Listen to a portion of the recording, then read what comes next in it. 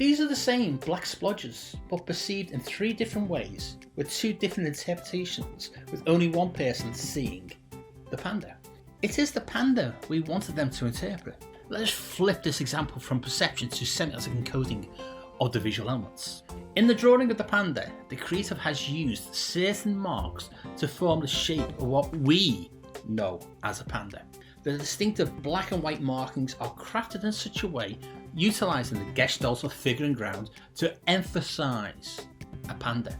Semiotically speaking, each mark used is individually meaning bearing. Each mark is an encoded semiotic sign.